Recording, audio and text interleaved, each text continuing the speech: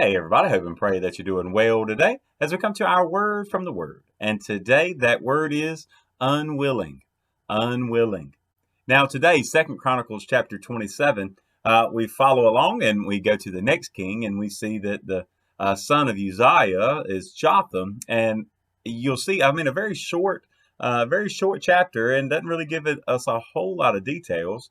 But what details it does give us, I believe you can kind of look at even really one of two different ways. And one is a positive and one is a negative in a negative light. Now, one thing you see if you read on, and I again encourage you to read the whole chapter as I'm only going to deal with one verse. But you see that in verse 2, it does tell us that, he was unwilling or he did not go into the temple. Now, some translations and some interpreters will say, okay, well, what he's talking about, or commentators rather, some commentators would say, well, what he's talking about is he was unwilling to go into the temple because his father Uzziah, remember, he went in, as we talked about yesterday, and he rebelled against God. And I didn't talk about it yesterday, but if you read the whole chapter, you see that Uzziah was struck with leprosy after he went in there, as he was rebelling against the Lord. Now, if you think about that, think about a son's perspective, looking and seeing and or understanding and knowing, hearing the story of what had happened to your dad while he was in there, then part of us might think you could read that and say, okay, well, he didn't defile the temple. He didn't go in and follow in the same way that his dad did. He did what he was supposed to do. And others will say, and it is interesting to note that he just ignored the temple altogether, that he was unwilling to go in. And I almost lean to that interpretation because the people continued to act arrogantly.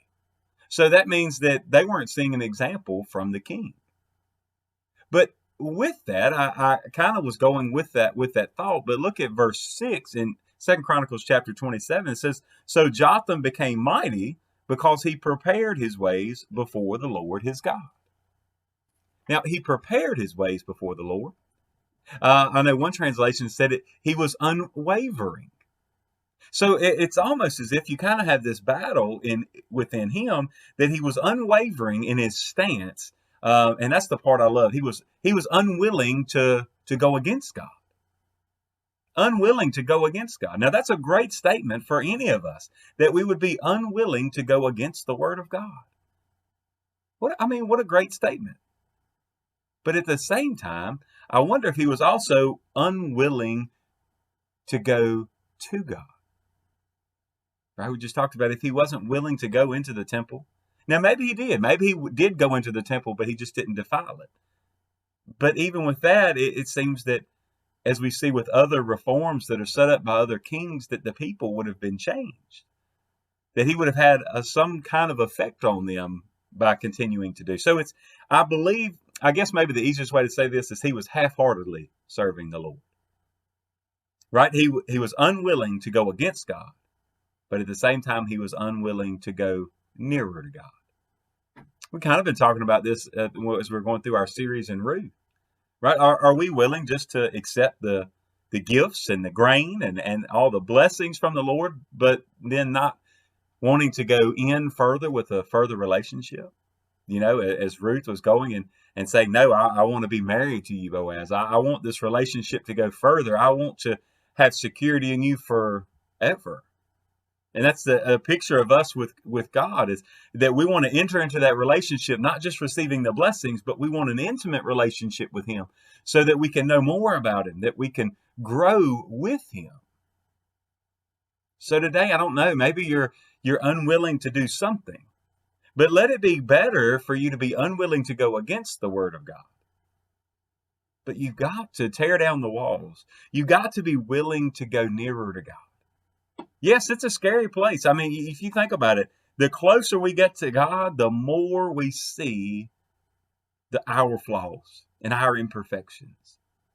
I'll close and just give you this illustration. I've used it many times in my ministry that if you think about standing at the end of maybe a very long hallway and there's a mirror at the end of the hallway. Now, I may be able to see my reflection from that far, but most of the time I really can't see a whole lot of things wrong. May notice something obvious, some huge mismatched outfit or something like that. And the closer I get, I may see a small stain on my shirt, or may see, well, if I had hair, I might would see some hair out of place. And as you get closer, you may see, closer and closer, you see something on your face, or something on your clothes, or even, as we'd say, after lunch, you got a little something in your teeth. That's the way our relationship is with God. The closer we get to Him, right? The closer we get to His Word, and it's supposed to be a reflection. We're supposed to reflect Him. And so the closer we get to that mirror, the more we dive into His Word, the more imperfections we see in our own lives. The mirror hasn't changed, only what we're seeing. So they be unwilling to change against God. Be unwilling to go against the Word of God. But whatever you do, don't be unwilling to get in a closer relationship with Him. God bless you, and I pray you have a great, great day.